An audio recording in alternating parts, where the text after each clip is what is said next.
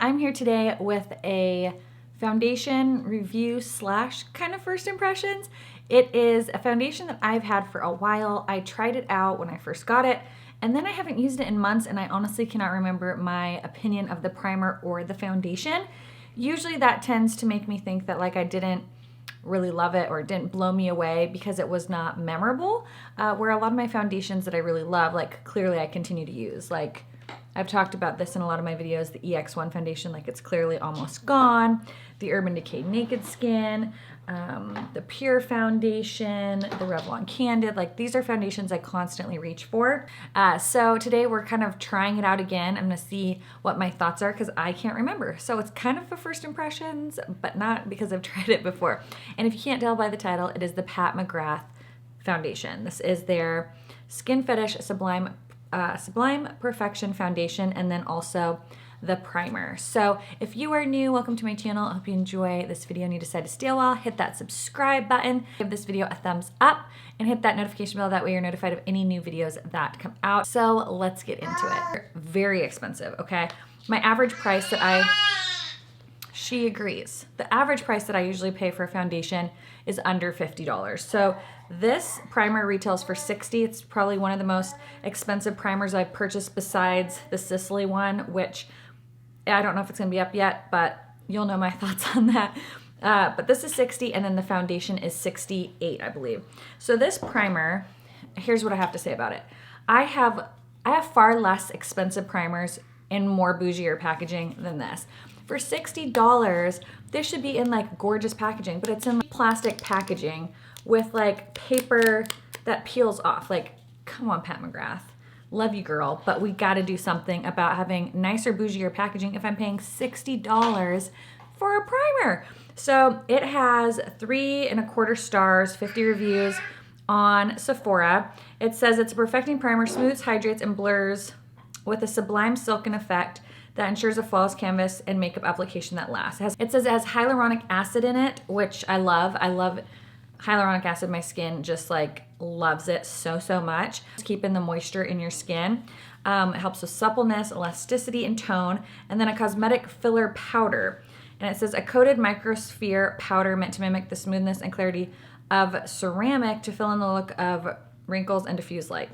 I don't know that it did all of that. You'll see in me putting it on, it felt like a nice primer. I mean, I didn't feel like it was revolutionary. I didn't feel like, oh my gosh, like the heavens have parted and here comes the primer of the century. It is nice, but again, I have other primers that I feel kind of do the same thing or give the same look. But we'll see throughout the day how this all wears. This is the foundation. Now the foundation, I mean, they pulled no stops on this one. Like, it's gorgeous. The packaging is so luxurious and beautiful for $68. This is $60 and the packaging is crap. I just can't get over that. I mean, let's just be real. I mean, this packaging is plastic and really not that much better, but at least like, and this is a $200 primer, like, ugh, shoot me. It's ridiculous. But at least the packaging is like a little bit nicer than the packaging of this. Quite a few shades. I have the shade Light Medium 9. And this says that it actually has 4.25 stars, 1,400 reviews on Sephora.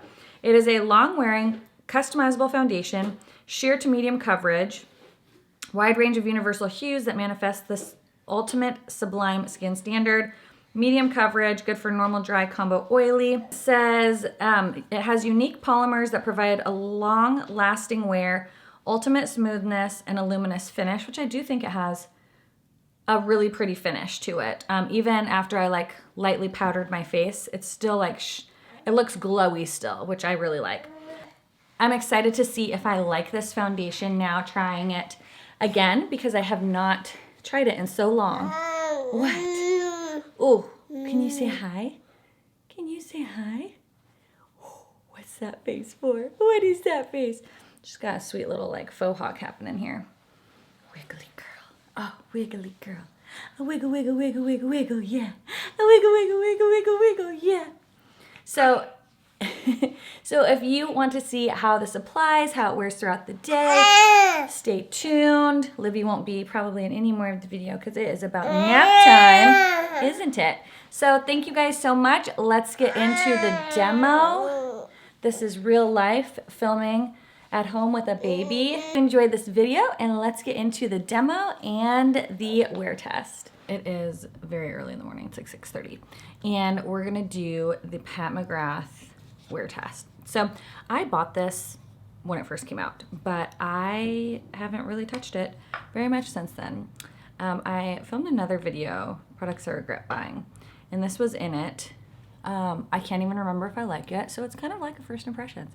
I can't remember if I like it because it wasn't memorable enough that I kept using it, and it's so expensive. So I wanted to give it another go and do a wear test with you guys so we can see how it wears and if it's worth the money, because I honestly can't remember. I don't think it's worth the money for the sheer fact that it did not seem memorable enough that I've continued to reach for it, versus like some of my other foundations that clearly like I really love. So that's what we're doing today. It's in the shade Light Medium 9. The primer went on nice. I don't dislike the way that it feels. Do I feel like it made my skin look 10 times better than any other foundation or primer? No, but it was nice. The packaging is super cheap. Yeah, it's a runnier foundation. That's one squirt. I'm gonna try with a brush since this is a little bit runnier. This is a Lexi 533 flat angled brush. I think I got this in like a BoxyCharm or something years ago. Wantable. Was that, oh, no, that was a jewelry box. I don't know, I think I got this in a subscription box though. Okay, so that was one pump. And very minimal coverage. Like look how red my cheek still is. I think that is what I remembered, is it like had barely any coverage.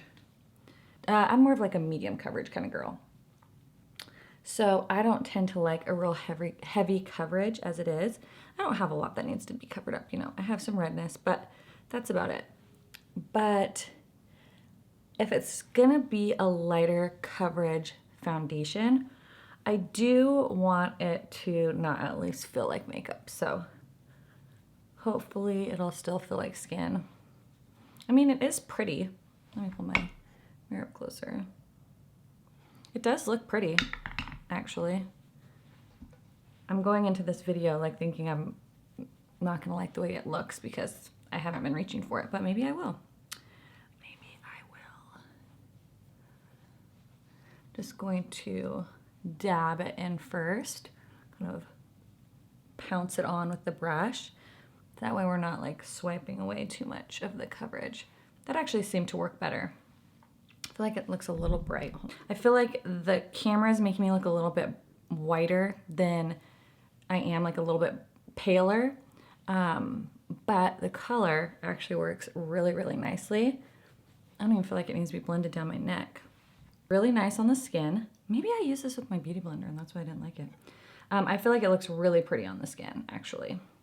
And I was able to build up the coverage on my cheeks. Okay, well, maybe this time it'll be memorable. Sheesh. I'm trying to use up this Instant Age Rewind and Brighten, so I'm gonna use a little bit of that. If you're wondering what's on my eyes, it is the Tati Beauty Palette. Then I'm gonna use my Jeffree Star Translucent Powder. I forgot to close it because it's everywhere. I really like this powder. It's such a good smell. Just don't inhale as soon as you put it on because you'll start choking. Okay, it looks really pretty. I like it. I do like it. So I'm eating my words a little bit.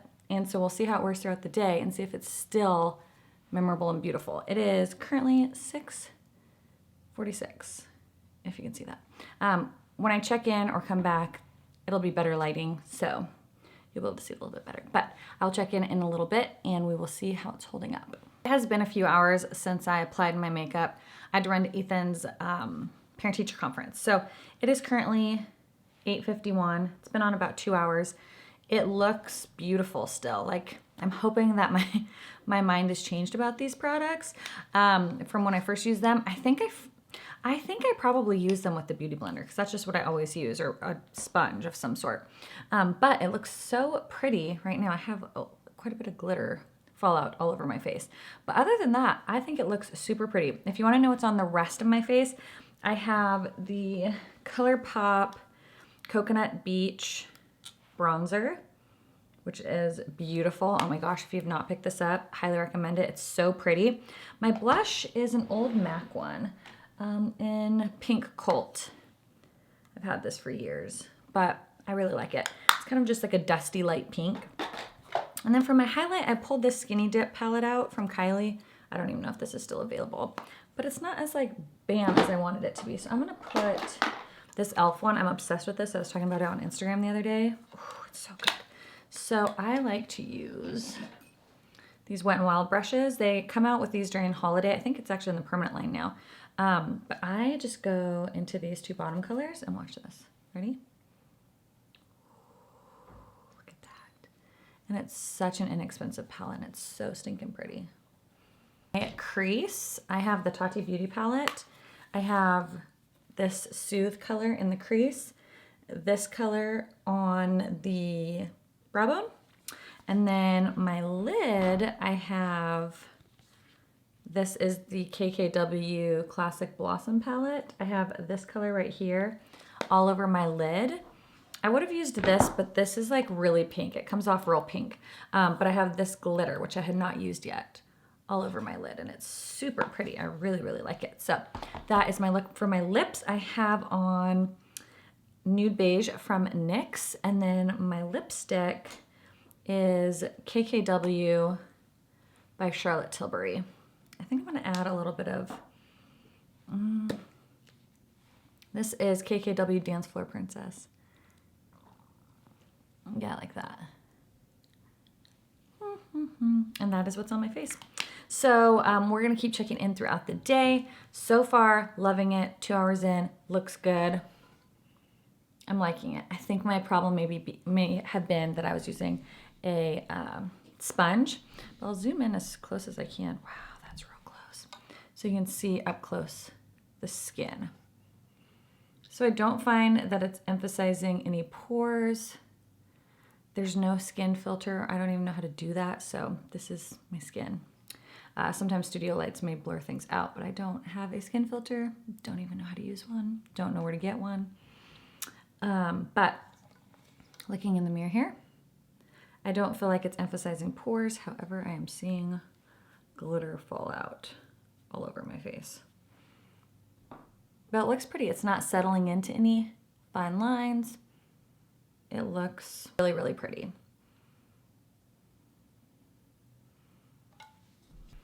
All right, and so I will check back in a few hours and we'll see how it's holding up. Okay, so I'm here with the check-in. It is 11:52. I just got done with my workout. I did legs and then cardio, and it's holding up really nicely.